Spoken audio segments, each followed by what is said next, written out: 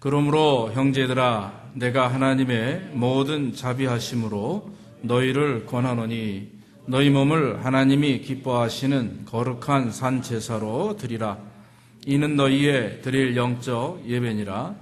너희는 이 세대를 본받지 말고 오직 마음을 새롭게 함으로 변화를 받아 하나님의 선하시고 기뻐하시고 온전하신 뜻이 무엇인지 분별하도록 하라. 아멘.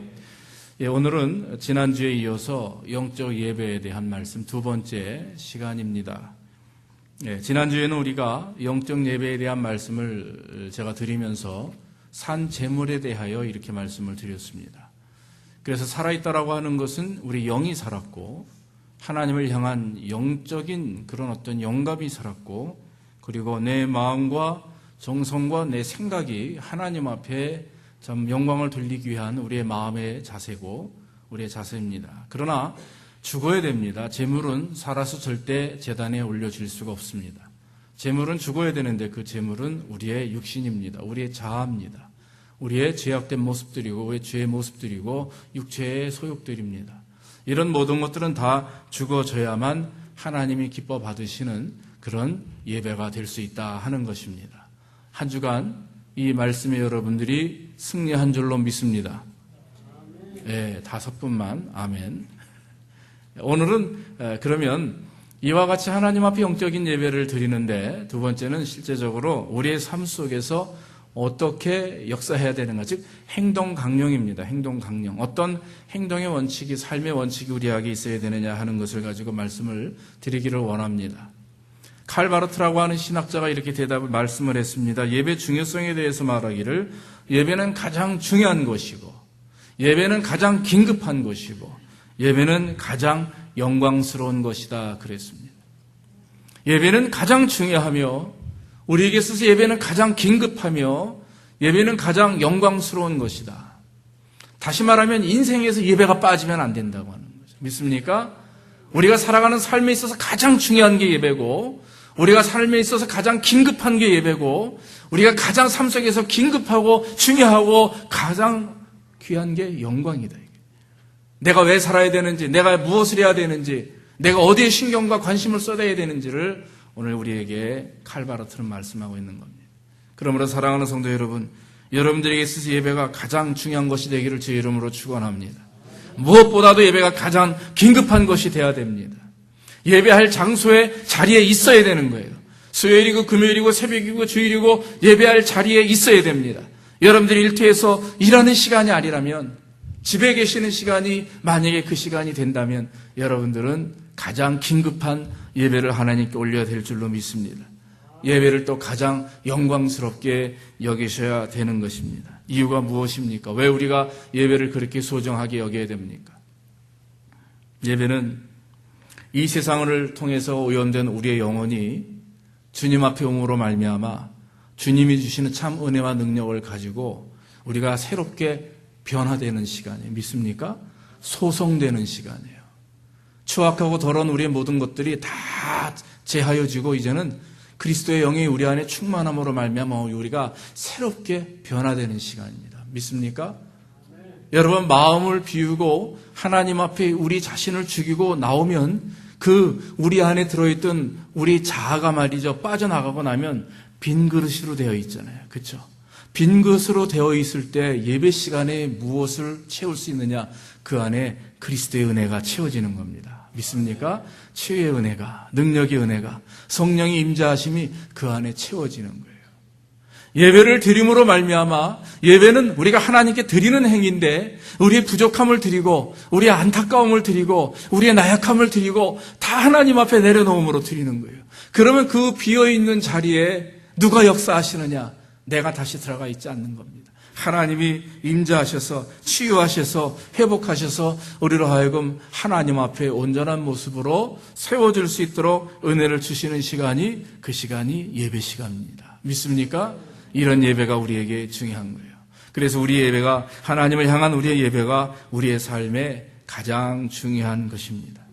그런데 오늘 2절 말씀의 성경에 뭐라고 말합니까? 삶으로 드리는 예배가 무엇이냐 하는 겁니다. 삶으로 드리는 예배. 예배 시간에 여러분들이 예배 장소에 나와서 이 예배처에서 예배를 드리고 하나님의 이 성전인 교회에서 예배를 드리는 그 예배뿐만 아니라 우리의 삶 자체가 날마다 하나님이 기뻐하시는 산제사, 즉 예배가 돼야 된다고 성경은 말합니다. 영적 예배에 행동 원칙 3가지가 있습니다. 첫째는 성경 말씀대로 너희는 이 세대를 본받지 말라 그랬습니다. 이 세대를 본받지 말라. 이 세대라고 하는 영어 성경 뉴 인터내셔널 버전에서는 이 세대를 이렇게 말합니다. The pattern of this world라고 그랬어요. pattern of this world. 이 세상의 패턴, 습관, 유행, 관습 이런 것이겠죠. 살아가는 삶의 스타일, 삶의 방법들 이런 겁니다. 이 세대를 본받지 말라. 다시 말하면 이 세대를 따라가지 말라. 유행을 따라가지 말고 패턴을 따라가지 말고 이 세상 사람들의 삶의 원칙을 따라가지 말고 세상 사람들이 바라보는 삶의 관심을 거기에 두지 말고 제가 얼마 전에 말씀드렸었죠. 알래스카나 저 북극에 있는 빙산은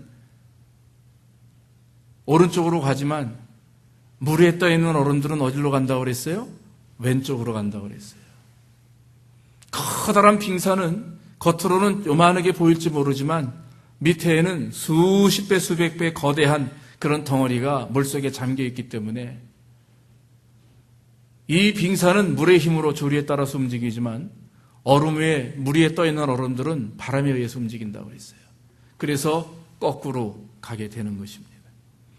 우리는 예수 그리스도를 믿는 사람들인데 이 세대 속에서 우리가 온전히 살아갈 수 있는 방법은 세상 바람 흔들려서 가는 게 아닙니다. 세상이 좋다고 해서 세상을 따라가는 것도 아닙니다. 세상의 유행이 좋다고 해서 따라가는 것도 아닙니다. 1980년도 말에 한참 우리나라에 인기 있는 연속극이 하나 있었어요. 제 기억으로 종합병원입니다. 신은경 나오는 그 영화죠. 남자가 이재룡이고 여기서 하나 참고, 이재룡은 저 국민학교 가는 데 같은 반입니다. 참고사항. 키가 요만했고 그 아버지는 이재학인데 육군사관학교 출신인데 참 인연도요. 군대에서 제가 장교로 있을 때 같이 근무했어요. 쌍둥이 같이 생겨가지고 동생은 이재룡, 형은 이재학인데 하여튼 그래요. 근데 그 당시 그 종합병원에 나와 있는 드라마가 한국에 아주 난리를 쳤습니다. 그런데 신은경이라고 하는 여자 탤런트가 머리에다가 깻잎 머리 핀을 하고 다녔어요. 그게 인기인데 제가 고등부를 맡았는데 고등부 아이들이 한 80여 명이 되는데 여자애들이 한 50명이 넘어요. 죄다 핀을 여기다 꽂았어요. 이야, 그 참 유행이 무섭더라고요. 뭐 하나 괜찮다니까 말이죠. 핀을 다 여기다 꽂고서 이렇게 앞머리 내리고. 그래서 저는 너 그거 어울린다고 생각해. 그래 이쁘다 그러면 좋은데 제가 또 못됐잖아요. 야마 네 얼굴에 그게 어울리는 줄 알아? 막 야단치면 또 목사님, 전도사님 자기한테 상처 줬다고 울고 짜고 그러면 또 가서 아니다 이쁘다 그러고 제가 그렇게 1년을 보냈습니다. 그러니까 그 다음에 또 뭐가 나오냐면 단발머리가 유행이고 그 텔레비 탤런트가 누가 그랬더니 또 커트가 유행이고 또 얼마 전에 한국이 2003년도인가요? 그때 한번 제가 가봤을 때는 쫄바지가 유행인데 남자나 여자나 다 쫄바지예요. 다리가 길고 이쁘면 얼마나 좋아. 다 오다리야 한국 사람들. 그런데 다 쫄바지를 입고 다녀요. 그래서 제가 참 이게 무섭구나. 무섭구나. 사람들이 좋다고 하는 거, 사람들이 이쁘다고 그러면 다 지도 이쁜 줄 알고 사람들이 좋다고 그러면 다 자기도 좋은 줄 알고 유행을 쫓아가는 것은요 하나님이 기뻐하는 모습이 아니라고 저는 확신합니다. 내 자신의 나가 없잖아요. 즉 하나님을 향한 내 마음의 중심이 없어요. 그저 눈에 보이는 것들을 쫓아가다 보면 문제가 심각합니다. 문제를 일으킬 수가 있는 것입니다. 이 세상이라고 하는 중심축은 나로부터 시작돼요. 내 자아, 내 생각, 내 삶, 하나님이 계셔야 될 그 중심에 나라고 하는 존재, 내 자아가 거기 있기 때문에 이것이 세상의 원리입니다. 세상의 원칙입니다. 요한 1서 한번 우리가 봅시다. 2장 15절로 17절 말씀 우리 한번 같이 읽어봅시다. 요한 1서 2장 15절에서 17절 말씀 다 저같이 한번 봅니다. 시작. 이 세상이나 세상에 있는 것들을 사랑치 말라. 누구든지 세상을 사랑하면 아버지의 사랑이 그 속에 있지 아니하니 이는 세상에 있는 모든 것이 육신의 정욕과 안목의 정욕과 이생의 자랑이니 다 아버지께로 쫓아온 것이 아니요 세상으로 쫓아온 것이니라.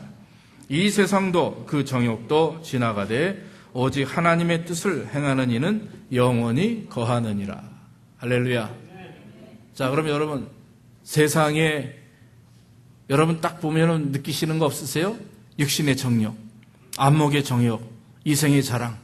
저거는 사도 요한이 쓴 글인데, 말씀인데, 우리가 창세기 3장 6절로 한번 딱 올라가 보세요.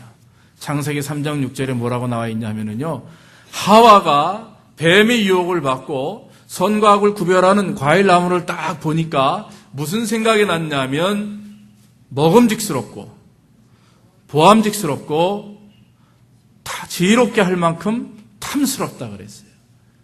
자, 그겁니다. 먹음직스러운 것은 육신의 정욕이고 보암직스러운 것은 안목의 정욕이고 지혜롭게 할 만큼 탐스러운 것은 이생의 자랑이에요. 이러한 모든 것들이 바로 사탄에게 우리가 유혹을 받고 죄를 짓기 시작할 때 의심을 가지고 죄에게 그런 유혹을 받고 있을 때 이미 우리 안에서는 역사가 일어납니다. 나쁜 역사, 죄의 역사들이 일어나게 되고 우리는 그것으로 눈으로 보게 되고 느끼게 되고 경험하게 되는 것입니다. 여러분, 세상의 것, 이 세대를 본받지 말라 하는 것은요, 눈에 보이는 대로 살지 말라, 느껴지는 대로 살지 말라, 자랑하며 살지 말라 하는 거예요. 믿습니까? 육신의 정욕을 말합니다. 이익심과 탐욕에 의해서 사는 삶입니다. 여러분, 육신의 정욕이 무엇입니까? 입에 땡기는 대로예요. 그저 느끼는 대로입니다. 그렇게 사는 삶입니다. 여러분, 느끼는 대로, 먹고 싶은 대로 먹고, 느끼는 대로 느끼고, 만지는 대로 만져지고 이러면 만족함이 없습니다. 더 많은 것을 원합니다. 더 좋은 것을 원합니다. 하나님 앞에 온전치 못합니다. 다른 사람 보기에 시기하고 질투하게 됩니다. 남의 것을 탐을 냅니다. 허망한 것을 쫓습니다. 그래서 오늘날 많은 사람들이 말이죠, 복권을 삽니다. 한탕하기를 원합니다. 노름판에 갑니다. 카드합니다. 하나님이 기뻐하지 않는 세상을 통해서 느껴지는 잠깐의 즐거움은 여러분, 그것이 죄로 우리가 지금 들어가고 있다고 하는 사실을 깨달아야 됩니다. 얼마 전에 어떤 사람이 저한테 그런 얘기를 해요. 목사님, 이 아틀란타 지역에 보면 국기원 뭐 이런 거 이렇게 이 바둑 두고 이러는 거, 그거 목사님 겉하고 속이 달라요 그래요. 그래서 그게 무슨 말이에요 그랬더니 그런 이름으로 있는 그런 집들 들어가 보면 다 도박한답니다. 네, 여러분 조심하세요. 모르겠어요 지금 아틀란타에 도박장이 어디 있는지. 가서 내가 이렇게 좀 이렇게 이르고 싶은데 저기 도박한다고 그럴 수는 없고 말이죠. 하나님 앞에 우리가 육신의 정욕을 따라서, 즉 우리가 원하는 것, 느껴지는 것, 만져지는 것만을 위해서 쫓아가면 거기에 문제가 있는 겁니다. 또 한 가지는 안목의 정욕입니다. 눈에 보이는 것을 쫓는 삶을 말합니다. TV나 컴퓨터를 보면, 신문을 보면 요즘에는 정말 나 자신을 지키기 어려울 정도로 너무나도 음란하고 유혹된 것들이 많이 있습니다. 그런데 더 심각한 문제는 뭐냐면, 옛날에는요 우리가 글로 가야만 됐는데 이제는 어떻습니까? 가만히 내가 앉아 있어도 들어옵니다, 나에게. 그렇죠? TV 매체를 통해서, 컴퓨터를 통해서. 심지어는 교회 안에도 그러한 사상들이 들어와요. 음란한 것이 들어왔다는 게 아니라 세상의 패턴이 들어옵니다. 어저께 제가 말씀을 준비하면서 설교를 한편 듣고 있는데, 곽선희 목사님이 설교를 하시는데 어느 큰 교회 아마 집회를 하시는 것 같아요. 그런데 그 목사님 말씀 중에 교회가 부흥되지 않는 이유 하나를 누가 말하더라. 그게 뭐냐면 행사 위주의 교회, 프로그램 위주의 교회는 부흥하지 않는다. 그 얘기를 단호하게 말씀하시는데 저는 거기에 100% 동감합니다. 저도 그런 생각을 가지고 있습니다. 행사 위주의 교회는 행사로서만 부흥을 의미합니다. 숫자적인 것에 연연합니다. 정말 진정한 기도가 없습니다. 말씀 묵상이 없습니다. 믿음으로 살아가려고 하는 성도들의 어떤 영적 투쟁이 없습니다.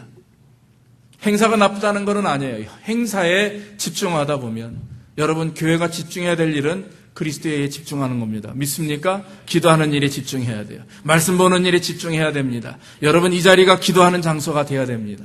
이 자리가 하나님 앞에 울부짖는 장소가 돼야 되는 거예요. 여러분, 금요일마다 사람이 점점 줄어갑니다. 이유가 무엇입니까? 목사가 설교를 잘 못해서입니까? 찬양하는 사람들이 문제입니까? 천만의 말씀이에요. 여러분들의 마음이 문제입니다. 믿습니까? 네. 열정이 식어서 그러나 하나님을 향하여 울부짖고 부르짖으려고 하는 마음들, 집에서 기도할 수 있어요. 네, 얼마든지 가능합니다. 그러나 여러분, 하나님 앞에 열정으로 한 마음을 가지고 매달려 주님을 찾고 의지하는 자들에게 역사합니다. 여러분들의 기도는 교회의 부흥을 일으킵니다. 믿습니까? 여러분들의 기도는요, 옆에 있는 성도를 살리는 거예요. 여러 사람들이 모여서 하나님 앞에 기도하고 간절히 부르짖을 때에 나만 사는 게 아니라 우리 교회 목사님이 살고 성도님들이 살고 집사님이 살고 같이 사는 거예요. 그래서 기도가 필요한 겁니다. 그래서 모이는 것이 필요한 겁니다. 두세 사람이 모인 곳에 내가 너희와 함께 하리라. 이 그리스도의 말씀이 무엇입니까? 사랑하는 성도 여러분, 모이기에 힘을 쓰기를 주의 이름으로 축원합니다. 안 봐도 뻔해요. 소파에 딱 누워가지고 리모컨 오른쪽에 딱 들고 요리 갔다 저리 갔다. 옛날에 제가 그랬거든요. 가끔 그래요. 주일날 예배 끝나고 집에 가면 저도 쉬는 시간이 필요하니까 소파에 딱 누워가지고 리모컨을 가지고 왔다 갔다 이렇게 가끔 해봅니다. 그런데 기쁨이 없어요. 그래서 제가 연속극을 안 보는 이유가 그 다음을 기다려야 되는 게 저는 너무 싫어요. 그게 그냥 한 번에 딱 끝냈으면 좋겠어요. 그래서 영화를 보든지 그래 연속극으로 제가 잘 못 봅니다. 자꾸 그 다음이 기억이 나고 기다려지고 그러면 제가 할 일을 못해요. 그래서 저희 연속극은 안 보고 그냥 한 번에 웃기고 마는 거, 한 번에 끝나는 다큐멘터리 이런 걸 굉장히 좋아합니다. 여러분, 리모컨 돌리는 시간에 성경 보시고 텔레비에 집중하는 시간에 기도하시기를 주의 이름으로 축원합니다. 이것이 여러분 안목의 중욕을 안 쫓아가는 방법이에요. 여러분, 이 말씀이 제가 드리는 말씀이 유치할 수 있어요. 그러나 안 그렇습니다. 정말 중요한 일이고 가장 기본적이고 가장 내 어떤 육신적이고 내가 가지고 있는 그런 말초적인 것에서부터 우리는 벗어나야 됩니다. 그것을 벗어나지 못하면, 그것을 제하여 버리지 못하면 정말 중요한 시기에 우리는 놓치게 돼 있어요. 믿습니까? 정말 중요한 시기에 우리는 놓치게 돼 있습니다. 그렇기 때문에 우리는 항상 하나님 말씀 안에서 믿음으로 우리에게 오는 여러 가지 유혹들을 다 물리치고 주님 앞 영광 돌리기를 주의 이름으로 축원합니다. 또 이 세대는 무엇입니까? 이생의 자랑이라고 했습니다. 자기 것을 자랑하는 것, 그것을 말합니다. 물질을 자랑합니다. 명예를 자랑합니다. 권력을 자랑합니다. 교만한 삶을 말합니다. 구약 성경에서 다윗이 하나님 앞에 여러 가지 범죄를 지었는데 사무엘하 24장에 보면 그 다윗이 곡간문을 열어서 그걸 가지고 사람들에게 재물을 자랑하고 솔로몬도 마찬가지였죠. 그런데 더 심각한 죄가 있습니다. 인구조사예요. 인구조사는 뭐냐면은 각 지파별로 몇 명인지 내 군대가 몇 명인지 이것을 조사하는 겁니다. 그래서 그 조사가 다 돼서 몇 천만 명, 뭐 몇십만 명, 몇만 명 이렇게 쭉 나옵니다. 그러면 그걸 가지고 기뻐하는 거예요. 여러분, 이게 굉장히 심각한 죄라고 하는 거죠. 이유는 무엇입니까? 그 마음 중심에는 하나님이 하셨다라고 하는 게 아니라 내가 했다라고 하는 게 있기 때문에 그래요. 믿습니까? 여러분은 특히 목회자들이 조심해야 될 것은 저와 같은 목회자들이 몇 명 모입니까? 1000명 모입니다. 그러면 어깨에 힘이 딱 들어가고 100명 모입니다. 그러면 조금 줄고 10년 동안 10명도 안 모입니다. 그러면 완전히 어디 갈 수가 없어요. 고개를 들고 내가 어느 교회 목사라고 말할 정도로 수가 없어요. 왜 그렇습니까? 사람들이 나를 그렇게 평가하니까. 어느 교회 장로님입니다. 그러면 아틀란타 제자교회 장로님입니다. 그러면은 좀 그런데 무슨 장로교회, 무슨 감리교회 장로님입니다. 그러면 어깨에 힘 딱 피고 말이죠. 그게 뭐 계급입니까? 그럼 한국에 몇십만 명 모이는 게 장로님은 완전히 뭐 하늘을 날아다니시겠네. 그거 아니에요.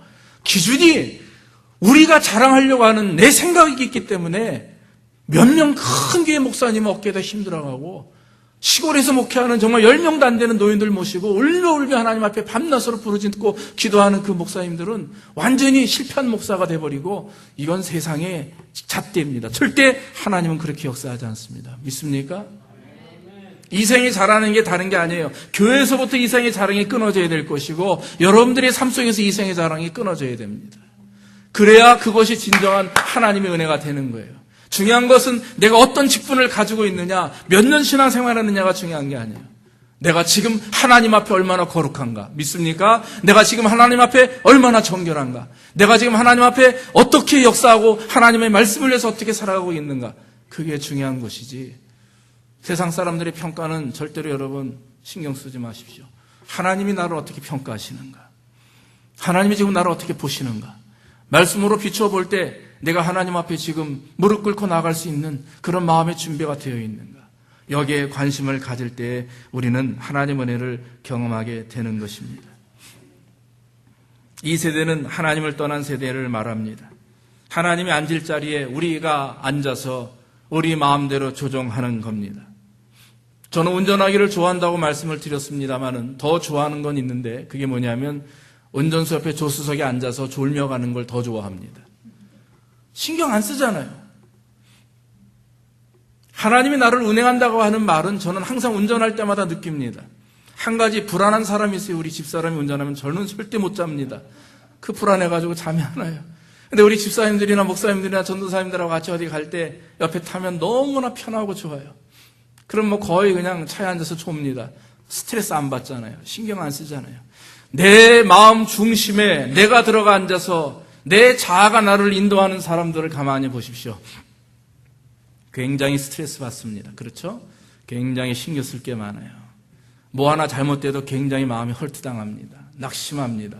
왜냐하면 그 안에 자기가 있기 때문에 그래요. 자기가 인생을 운전하고 준비해 나가려고 그래요. 그게 문제입니다.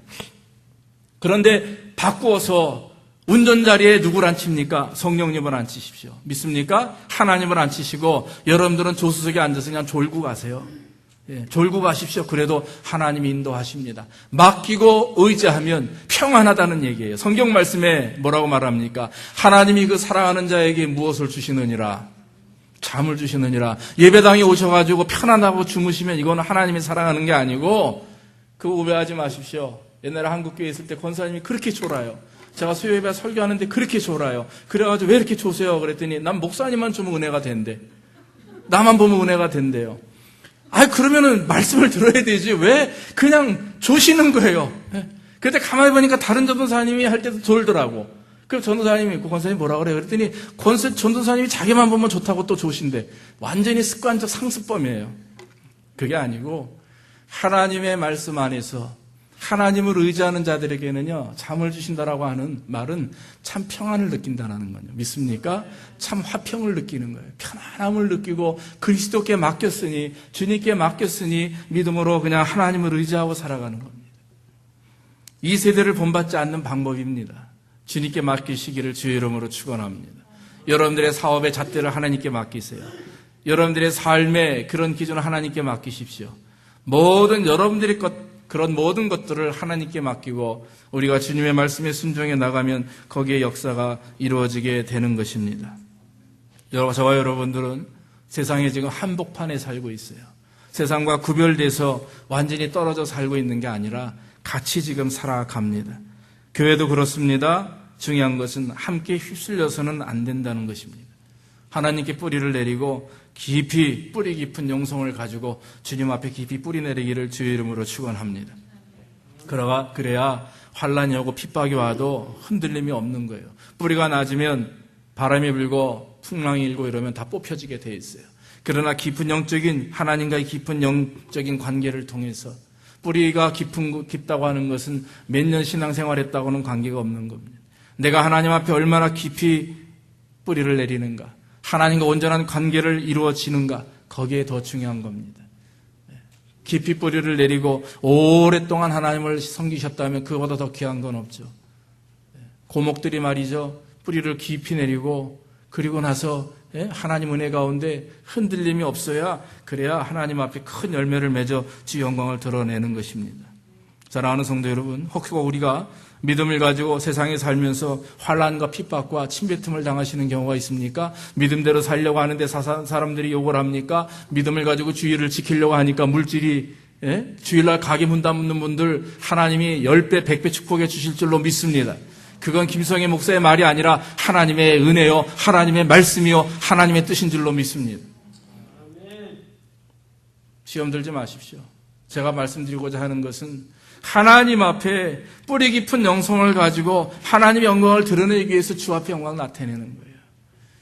우리가 예수를 믿는 것 때문에 손해보고 예수를 믿는 것 때문에 상처받고 예수를 믿는 것 때문에 환난을 당한다 할지라도 여러분 두려워하지 마십시오. 왜냐하면 예수 그리스도께서 나 때문에 침뱉음을 당하시고 나 때문에 십자가에 당하시고 나 때문에 죽으심을 당하셨기 때문에 우리가 그 예수를 따르는 삶이 되기 위해서는 예수를 따르기 위하여 침뱉음을 당하고 환난을 겪는 것 자체는 당연한 일이라고 하는 거예요. 할렐루야. 그거를 두려워해서는 안 됩니다. 그러면 하나님이 채워주시리라 믿습니다. 글쎄요, 당장은 아닐 수도 있죠. 그러나 주님, 내 때에서 내가 복을 받지 못했다면, 그렇게 신앙생활 했음에도 불구하고 내 때에서 내가 복을 받지 못했다면, 그런데 하나님은 그것을 잊어버리는 분이 아니라고 하는 거죠. 어느 때에서 하나님께서 복을 주시느냐? 여러분들의 다음 때에서 복을 주실 줄로 믿습니다. 그게 성경적 축복 원리예요. 그게 하나님의 말씀입니다. 항상 하나님께서 이루시고자 하는 일들을 이룬 사람들에게는 역사하시는 거죠. 몇천 년 전에 순교한 하나님의 사람들의 그 여러분 사자밥이 된 그 영혼들이 십자가에 달려서 거꾸로 매달린 그 베드로의 죽음의 그 대가가 무엇입니까? 온 세상이 그리스도로 복음화되는 겁니다. 믿습니까? 저와 여러분들이 한번 죽어지면 그로 인해서 우리의 자녀가 복을 받습니다. 그로 인해서 우리의 자녀들 모든 나머지 다른 이후의 세상들이 복을 받게 되는 것입니다. 얼마나 중요한 원리인지 몰라요. 그러므로 사랑하는 성도 여러분, 저와 여러분들이 환난과 핍박을 받더라도 하나님 앞에 감사하기를 주의 이름으로 축원합니다. 이게 이 세대를 본받는 것이 아니에요. 이 세대를 본받지 말고 하나님 말씀대로 살아가는 것이 바로 이런 은혜인 줄로 믿습니다. 두 번째, 마음을 새롭게 함으로 변화를 받아야 된다 그랬어요. 여기서 말하는 변화는요, 단순한 모양의 변화가 아닙니다. 완전 근본적 변화입니다. 본질적인 변화예요. 물이 있다가 냉장고에 넣어가지고 딱딱한 얼음이 되면 말이죠. 겉으로는 변화됐잖아요. 그런데 여러분, 조금만 더워지면 다시 물이 돼버립니다. 그런 변화를 말하는 게 아니에요. 완전한 변화, 특성 자체를 다 그런 것들이 다 바뀌어 있는 변화. 다시 말하면 껍데기만 있는 것이 아니라 마음과 생각과 행동과 내 영혼 자체가 다 하나님 앞에 변화되는 걸 말합니다. 에베소서 2장 3절 5절에 보니까 저와 여러분들은 본질상 진노의 자녀라고 했어요. 그래서 하나님의 사랑으로 인해서 십자가 은혜로 우리가 구원을 받았다 그랬습니다. 옛사람을 다 벗어버리고 이제는 뭘 해야 됩니까? 새 사람을 입어야 되는 것입니다. 하나님의 은혜를 통해서 구원을 받은 사람들이 이제는 육신의 모든 것들을 다 버려버리고 오직 새로운 하나님의 은혜로 말미암아 영을 입은 영의 사람으로 바뀌어져야 된다라고 하는 것입니다. 여러분, 거듭남이 무엇입니까? 구원이 무엇입니까? 아침에 어느 성도님하고 그런 대화를 했습니다. 여러분, 구원과 영생은 우리에게 너무나도 중요한 것입니다. 정말 구원받은 사람은, 정말 믿음을 가진 사람은요, 회개의 경험이 있습니다. 왜냐하면 정말 믿음을 가지고 주 앞에 나와 주님 앞에 구원받은 사람들은 회개가 동반되기 때문에 그래요. 왜냐하면 예수 그리스도가 그 마음속에 들어가면 그가 가지고 있는 모든 죄악의 것들을 다 하나님이 파헤쳐버리시기 때문에 그래요. 그래서 회개할 수밖에 없습니다. 구원의 조건이 회개가 될 수가 없는 거예요. 구원의 조건은 믿음으로 말미암는 것인데, 그러나 그 믿음이라고 하는 것이 교회 나온다고 되는 게 아니에요. 내가 주님을 믿습니다라고 말로 하는 게 되는 게 아닙니다. 여러분, 세례 받았다고 해서 여러분들이 구원받았다고 스스로 인정하시면 안 됩니다. 예, 세례는 구원받은 사람들에게 주시는 겁니다만은 교회가 또 사람들이 인정하는 게 아니라 중요한 것은 하나님이 나를 정말 인정하는 것. 내가 하나님을 향한 믿음을 가지고 내가 정말 구원받았는 것. 그건 누가만 아니에요. 바로 여러분들만 아는 거예요. 믿습니까? 만약에 마음속에 아직도 불안하시고 아직도 부족한 부분이 있다면 여러분, 오늘 이 시간 이후로 여러분들이 하나님과 단독으로 한번 독대해 보시기를 주의 이름으로 축원합니다. 주님, 내가 정말 구원받은 자입니까? 내가 정말 하나님을 믿는 자로 내 목숨과 뜻과 정성을 다해서 주님을 예배하는 자입니까? 만약에 그 마음이 없다면 여러분, 주님을 다시 한번 마음속에 영접하시기를 주의 이름으로 축원합니다. 주님이 만나 주십니다. 주님이 역사해 주십니다. 꿈속에라도 주님이 보여주신단 말이에요. 저는 어릴 때 주님을 만나고 싶어서 별짓 다 해봤어요. 산으로들로 안 가본 데가 없습니다. 잠을 자면서도 주님 저를 만나 주옵소서. 그렇게 기도한 적이 한두 번이 아닙니다. 그런데 주님이 잠을 통해서 꿈속에서 또 환상 가운데 여러 차례 만나신 은혜를 경험했습니다. 이유는 무엇입니까? 내가 정말 주님을 나의 구주로 모시고 주님 앞에 무릎 꿇고 주님은 나의 주님입니다. 주님은 나의 구주입니다. 내가 주님 없이는 살 수 없습니다. 날마다 주를 위해서 살기를 원합니다. 라고 하는 헌신과 그 고백이 나올 때 하나님은 그때에서 그래 내가 비로소 너의 믿음을 알았노라. 할렐루야. 그런 믿음을 가지고 주님을 찾는 자들에게 하나님이 은혜를 주신다라고 하는 것입니다. 사랑하는 성도 여러분, 이럴 때 속사람이 변하는 거예요. 이럴 때 내 인생이 변하고 내 가치관이 변합니다. 과거에 이것이 지금 현재 이 시점이라면 과거에는 이렇게 살았는데 예수를 만나고 난 다음에 세상을 바라보니까 이제는 세상에 다르게 보여요. 옛날에 그렇게 좋았고 그렇게 재미있었고 즐거웠던 것들이 다 떠나갑니다. 저는 어릴 때부터 예수를 믿었기 때문에 잘 모르겠어요. 그런데 돌아가신 우리 아버님이 그러시더라고요. 예수를 제대로 믿고 신앙생활 하다 보니까 말이죠. 예수 믿기 전에는요, 주일마다 바쁘십니다. 왜 그렇게 친구들이 많아요? 한 20, 30명 되시는 것 같아요.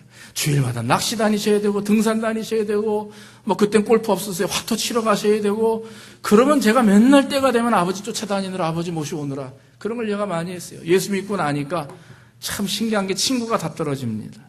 쓸쓸하시더라고요. 처음에는 쓸쓸해 하세요. 그런데 여러분, 하나님을 만나면서 하나님과 친구가 되고 주님을 의지하면서 점점 세상은 즉 나쁜 것들은 물러가고 정말 이제는 진실한 주의 친구들이 오시는 거예요. 믿습니까? 하나님을 믿는 성도들이 친구로 다가옵니다. 장로님들이 친구로 다가옵니다. 믿음 안에서 기도하는 성도들이 친구로 다가오고요. 그리고 그동안 옛날에는 돈도 버리고, 그 다음에 화토도 좋아하시고, 그 다음에 낚시도 좋아하시고, 난 세상에 제일 재미없는 게 낚시라고 생각을 합니다, 지금도. 난 그 기다리는 시간이 너무 싫어요. 아예 그냥 물속에 들어가서 내가 그냥 막 잡고 말지, 왜 그거 찌 하나 던져놓고 앉아가지고 거기서 궁상을 떨고 상상을 하고, 그러는 집안 내가 잘 되는 집안 못 봤어요. 왜 낚시해서 고기 못 잡으면 집에 와가지고 맨날 마누라 때려주고 그럽니까? 왜 지가 못 잡은 걸 와이프한테 난리를 쳐요? 그런 사람 너무 봤어요. 우리 아버님 친구들 맨날 그러고 다니시더라고요. 그런데 예수 믿고 나니까 바뀌십니다. 생각이 바뀌고 심지어는 먹는 것까지 바뀌세요. 그렇게 좋아하시던 거 다 끊습니다. 그러면서 하나님 앞에 집중하시기 시작을 하는 겁니다. 믿습니까? 이게 참 인생이에요. 여러분, 늦기 전에 그런 인생 체험하기를 주의 이름으로 축원합니다. 지나서 죄송합니다. 60, 70 넘어가면요. 너무 늦잖아. 버린 시간이 너무 안타깝잖아요. 지금 당장 주님 앞에 우리가 바로 서서 마음의 변화를 입어야 되는 줄로 믿습니다. 그래야 거기에 역사가 있고 은혜가 있는 것입니다. 호세아서 10장 12절 말씀 한번 우리 봅시다. 구약성경 호세아서 10장 12절 말씀 띄워주시기 바랍니다. 우리 같이 읽어봅시다. 시작. 너희가 자기를 위하여 의를 심고 긍휼을 거두라. 지금이 곧 여호와를 찾을 때니 너희 묵은 땅을 기경하라. 마침내 여호와께서 임하사 의를 비처럼 너희에게 내리시리라 그랬어요. 묵은 땅을 기경하라. 묵은 땅이 무엇입니까? 세상으로 말미암아 죄로 말미암아 굳어진 땅입니다. 길가와 같은 밭입니다. 사람들이 밟아가지고 말이죠. 아주 옥토밭이 아닙니다. 자갈밭입니다. 돌짝밭입니다. 너무나 딱딱하게 세상적인 것에 굳어져 있어가지고 쉽게 하나님의 말씀을 받을 수 없습니다. 너무나 세상 풍습과 유행과 이런 것을 쫓다 보니까 하나님의 선하신 말씀과 그리스도의 문화를 받아들이지 못합니다. 그로 인해서 문제를 경험하게 되는 거죠. 여러분, 마음의 변화가 없을 때 오는 영적인 침체가 있습니다. 만약 우리가 그리스도를 믿고 하나님과 교제함으로 말미암아 날마다 삶의 변화가 있으면은요, 영적인 침체라고 하는 것이 와도 쉽게 넘어갑니다. 하나님이 내 안에서 나를 보호하시니까. 그런데 그러지 못할 때 오는 영적 침체가 있어요.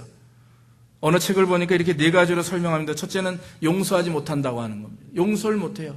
그리고 두 번째는 신앙생활이 형식화합니다. 습관합니다. 습관적으로 그냥 하나님을 예배하는 거예요. 세 번째는 감정 기복이 심합니다. 감정 조절이 되지 않습니다. 네 번째는 무엇입니까? 자기를 증오합니다. 매사가 부정적이에요. 자기를 증오하는 것뿐만 아니라 남까지도 증오합니다. 이게 뭡니까? 영적인 침체를 경험하고 있는 겁니다. 그렇기 때문에 우리가 그것을 벗어나기 위해서는 내 삶이 변화되어야 됩니다. 내 생각이 변화되어야 됩니다. 내 말과 행동이 변화되어야 됩니다. 그래서 완전히 그리스도를 통해서 내 인격과 내 모든 것이 완전히 변화되어 성숙되어질 때 거기에 하나님의 은혜가 있게 되는 것입니다. 그래야 우리는 영적인 예배를 온전히 드릴 수가 있게 됩니다. 마지막으로 한 가지 더 말씀을 드리면 하나님의 뜻을 분별하라 말씀했습니다. 마음을 새롭게 함으로 변화를 받아, 그렇게 성경은 말합니다. 변화를 받게 되면 따라오는 은혜가 있습니다. 하나님의 은혜를 분별하는 겁니다. 여러분 어떠십니까? 왜 마음의 변화가 있는데 하나님의 은혜를 분별합니까? 하나님의 뜻을 분별합니까? 아까 말씀드렸다시피 내 안에 있는 자아를 버렸어요. 이제는 그리스도께서 내 안에 오셨습니다. 변화되었습니다. 그리스도로 충만이 되었다고 하는 거죠. 그럼 이제 주님의 뜻을 분별하게 되죠. 나는 그동안은 내가 이렇게 가길 원했는데 주님이 그게 아니야. 이쪽으로 가야 돼. 예, 주님 그렇게 가겠습니다. 주의 뜻을 분별하여 주님의 뜻을 따라 살게 되는 것입니다. 사랑하는 성도 여러분, 그리스도로 우리 안에 충만하게 되면, 성령께서 우리 안에 충만하게 되면 우리가 하나님의 뜻을 알게 됩니다. 종종 그런 질문을 받게 됩니다. 목사님 어떻게 해야 주의 뜻입니까? 무엇을 해야 됩니까? 어떻게 해야 됩니까? 저는 그저 기도할 뿐입니다. 하나님께서 저 집사님에게, 저 영혼에게 지혜와 능력을 주시고 그 안에 성령께서 역사하셔서 성령의 음성에 귀를 기울이게 하시고 그 말씀대로 순종하게 하옵소서. 제가 할 수 있는 일이 이거밖에 없잖아요. 일로 가세요, 왼쪽으로 가세요, 오른쪽으로. 저 점쟁이가 아닙니다. 여러분, 우리가 하나님의 뜻을 어떻게 할 수 있습니까? 예, 기도하면서 말씀 속에서 깊이 묵상하며 날마다 순종해 나가면, 날마다 성실하게 이루어져 나가면, 역사해 나가면 하나님의 뜻이 이루어지게 되는 줄로 믿습니다. 우리의 과거뿐만 아니라 현재 미래를 지금 주님이 운행하고 있다고 하는 사실을 여러분 믿으시기를 주의 이름으로 축원합니다. 내가 하려고 하니까 자꾸 하나님의 뜻이 무엇인가 찾게 되는 거예요. 그게 아니라 지금 살아가는 삶의 모습 속에서 여러분들이 마음속에 부담을 느끼고 죄악을 느끼고 연약함을 느끼면 자꾸 그것을 극복해 나가는 거예요. 그러면 하나님의 뜻 가운데 인도되는 인생을 살게 되는 것인데 거기엔 관심이 없고 여러분들의 개인의 변화와라든지 영적 성숙엔 관심이 없고 그저 사업을 하는데 왼쪽에 해야 됩니까? 오른쪽에 해야 됩니까? 그거는 말이 안 되는 거죠. 날마다 하루하루를 성실하게 충실하게 하나님과 동행해 나가는 자들은 하나님께서 인도하시기 때문에 그 하는 것들마다 복을 받게 될 줄로 믿습니다. 그게 하나님의 뜻을 분별하는 길이에요. 왜? 그 안에 그리스도가 있기 때문에, 그 안에 성령의 임재가 있기 때문에. 사랑하는 성도 여러분, 우리가 삶 속에서 온전한 영적인 예배를 드리게 되면 우리의 마음의 은혜를 경험하게 되는 것입니다. 그래서 여러분 날마다 물어보십시오. 내가 지금 살아가고 있는 삶의 모습이, 이 행동 기준이, 이 표대가 지금 내가 하나님이 선한 것인가? 내가 지금 하고자 하는 이 일이 하나님 앞에 기쁨이 되는 것인가? 내가 지금 살아가는 이 삶의 모습이 정말 하나님과 나에게 유익이 되는가? 온전한 것인가? 이런 것을 자꾸 관심을 가지고 살다 보면, 신앙생활 하다 보면 거기에 은혜가 있게 되는 것입니다. 바닷물에 여러분 염분이 얼마나 되는지 아십니까? 저는 한 30%, 20% 되는 줄 알았어요. 그럼 물고기들이 다 죽겠죠. 2.56%래요. 2.56%. 그 바닷물의 염분 농도가 2.56인데 바닷물이 썩지 않습니다. 그렇죠? 옛날에 한 20년 전에 제가 미국에 오기 전 90년대 초반에 한국에 와서 어떤 목사님이 그런 얘기를 했어요. 자기는 한국에 와서 너무나 놀랬다. 너무나 놀랬다. 너무나 많은 하나님의 사람들이 이렇게 교회가 많아지고 크리스찬들이 많아져서 자기는 너무나 기뻤다. 한 가지 질문을 딱 던지더래요. 그러나 내가 지금도 해답을 얻지 못한 것이 있다. 그게 뭔가? 그랬더니 그 목사님, 데니스 레인이라고 하는 분일 겁니다. 아마 옛날에 강의설교 그 아주 권위자 그 목사님 말씀이 뭐라고 그랬냐면, 왜 한국의 기독교가 30%라고 하는데, 한국에 왜 한국의 문화가 기독교 문화가 되지 않냐? 자기는 이해가 안 된대요. 여러분 이해돼요? 염분이, 소금이 3%도 안 되는데 바닷물이 썩질 않아요. 그럼 예수 그리스도를 믿는 하나님의 사람들이 한 나라의 30%라고 한다면 그 나라 문화 자체가 기독교 문화로 바뀌어야만 되는 게 그게 원리입니다. 그게 상식이라 이거예요. 근데 안 된다고 하는 거죠. 그 질문을 던질 때 많은 많은 목회자들이 통곡을 했습니다. 그게 지금으로부터 한 20여 년 전이에요. 오늘날 어떻습니까? 오늘날 어때요? 아틀란타에 있는 한인들이 10만이 넘는다고 그러고 교회가 500개가 넘는다고 그래요. 우리도 그 교회 중에 하나고 우리도 그 성도들 중에 하나입니다. 그런데 여러분 어떻습니까? 아틀란타 한인 사회가 지금 기독교적 문화가 보입니까? 안 보입니까? 안 보여요. 교회 안에서만 보입니다. 이유가 무엇입니까? 우리의 삶 자체가 너무 나 중심적, 내 교회적 이 삶이 문제가 되는 것입니다. 정말 예배하는 자들은 교회 안에 모이는 게 아닙니다. 정말 예배하는 자들은 교회 밖에서도 예배합니다. 믿습니까? 그래서 여러분들이 맡겨주신 이 세상을 그리스도화시키는 것, 복음화시키는 것, 가서 가르치고 제자 삼고 세례를 주고 그들에게 하나님의 제자가 될 수 있도록 함께 눈물을 흘리며 씨를 뿌리는 것이 그게 누굽니까? 우리의 역할이고, 영적인 예배자는 열심히 주일날 교회 와가지고 예배만 드리고 집에 돌아가는 자가 영적 예배자가 아닙니다. 너희 몸을 거룩한 하나님의 산 제물로 드리라. 이런 사람들, 이런 산 제물로 드리는 사람들은 밖에 나가서의 삶이 하나님 앞에 온전하다고 하는 것입니다. 오히려 그 영혼들을 통해서 하나님은 큰 역사를 이루시게 될 줄로 믿습니다. 그게 은혜예요. 여러분, 기계를 보면, 자동차 엔진도 그렇고 기계를 보면 이 온도에 연관되어 있는 부품들이 두 가지가 있다고 그러죠. 첫째는 온도계가 있습니다. 그렇죠? 두 번째는 온도 조절기가 있습니다. 온도계는 뭘 말합니까? 그저 온도를 나타내는 기계일 뿐입니다. 높을 땐 쫙 올라갔다가 빨간 게, 추울 땐 쭉 내려가는 게 온도계예요. 그런데 여러분, 온도 조절기는 뭔지 아십니까? 그 기계 상태에 따라서 온도를 만들어주는, 즉 컨트롤하는 기계 아닙니까? 너무 높으면 낮춰주고 너무 내려가면 올려주는 겁니다. 여러분, 신앙인들도 두 가지 인생이 있어요. 온도계 같은 인생이 있고 온도 조절계 같은 인생이 있습니다. 여러분들은 어떤 인생을 살길 원하십니까? 그저 세상 변화에 따라서, 교회 변화에 따라서 한꺼번에 올라갈 땐 쭉 같이 올라가고 내려갈 땐 같이 떨어지고, 그런 인생을 원하십니까? 아니면 세상을 향해서 여러분들이 그 세상 사람들을 조절할 수 있는 그런 하나님의 능력을 소유한 사람들이 되길 원하십니까? 여기 계신 모든 분들, 저뿐만 아니라 우리 아틀란타 제자교회의 모든 분들은 온도 조절계 같은 인생이 되기를 주 이름으로 축원합니다. 그저 느껴지는 대로, 보여지는 대로 움직이는 게 아니에요. 진정한 예배자는 하나님의 뜻을 품고 세상을 향해서 그 하나님의 뜻을 분별하여 구별하여 드러내는 것입니다. 너무 뜨거워지고 올라가면 낮출 줄 알아야 되고요. 너무 타락해지면 올려줄 줄 알아야 됩니다. 그런 조절의 능력이 우리 안에 있어야 되는 것이죠. 그거 없이 그냥 높으면 같이 올라가고 낮으면 같이 떨어지는 그런 아무런 경건의 모양은 있으나 경건의 능력이 없는 그런 이름만의 신자가 돼서는, 껍데기 신자만 돼서는 안 된다고 하는 것입니다. 사랑하는 성도 여러분, 오늘 영적 예배는, 우리의 삶을 드려지는 예배는 첫째, 이 세대를 본받지 않는 겁니다. 육신의 정욕과 안목의 정욕과 이생의 자랑을 따르지 않습니다. 마음의 변화를 입습니다. 그러나 그 변화는 여러분 껍데기만 변화되는 게 아닙니다. 습관만 변화되고 교회 오고 가고가 아닙니다. 정말 여러분들의 마음 중심의 변화가 있어야 됩니다. 마지막 무엇입니까? 하나님의 뜻을 분별하는 것입니다. 진정한 변화가 있는 자들에게 하나님의 뜻을 분별할 수 있는 은혜를 하나님이 주십니다. 내 힘으로 되는 거 아니에요. 그저 날마다 주님과 동행하면서 내 삶의 운전대를 주님 앞에 맡기고, 그리고 나서는 그저 주님을 의지하며 주님만 바라보고 사는 인생. 해바라기가 아니라 우리는 무슨 바라기? 주바라기. 할렐루야. 그래야 하나님의 은혜를 경험하게 되는 거예요. 그래야 온전한 영적 예배를 드리게 되는 것입니다.